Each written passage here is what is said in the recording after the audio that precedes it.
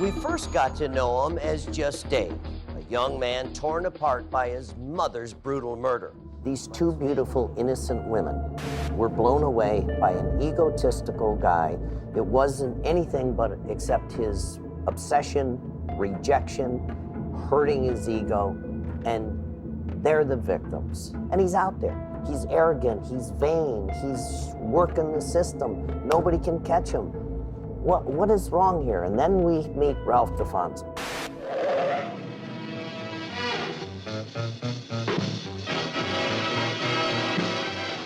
I was assigned the John Riccardi case, worked the case for 8 years. One thing about working fugitive work, the rules you throw out. Okay, you have to, unfortunately, you have to go into the gutter to get garbage. What John Riccardi was is really, really organized and methodical. Sometimes in fugitive cases, it's like the maze. You close the door so the rat runs to the one hole and one hole only. And you will find out whether you're tracking a fugitive or whether you're looking at a crime scene, you're going to find out that when you deal with an organized offender, it's going to take a little bit more time. In about 1987 or so, 4 or 5 years into this, I asked the FBI, I said, can you make him a top 10 fugitive?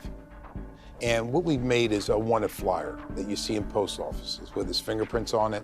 You'll see his name and all on it. We put them in all the post offices throughout the United States, and we got no more information, and I was getting more and more frustrated. When you have a passionate, dedicated guy like Ralph DeFonso who says, I've hit the wall, this guy's dangerous, he could kill again, where do people come? They come to America's Most Wanted. We are the court of last resort. My name is Donna Brandt.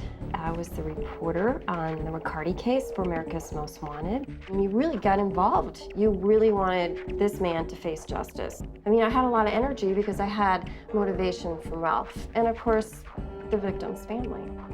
I think because he was charismatic and was sort of mysterious, wealth and vain and cocky, that Riccardi was somebody that it was like, oh, we gotta nail this guy.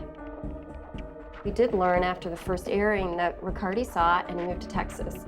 He left California and it was like, boom, I'm gone. And you want them running because they're gonna make mistakes.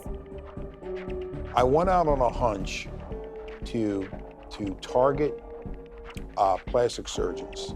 His vanity, I figured his vanity was up there. And the Bureau mailed flyers out to every plastic surgeon in those states. And lo and behold, we were able to locate plastic surgeon. Boy, as soon as I saw what I saw, that gave me great faith that I knew we were in the right direction. The homicides were in March of 1983. On St. Patty's Day that same year, he made his first visit to a plastic surgeon. Organized offender. All these things start falling into place. I figured I was going to get one shot at him, and one shot only. And on January 4th, they took him down. We got him. Oh my God, you got him? They were transporting Riccardi somewhere, and our correspondent ran up to him and she said, hey. Did you do it? No, darling, I didn't do it. And I just gave him my little smirk, and I just smirked him all the way down, and I think he said something to me, and I basically got up and said, oh, bye now, see ya. I'm out of here, you're not.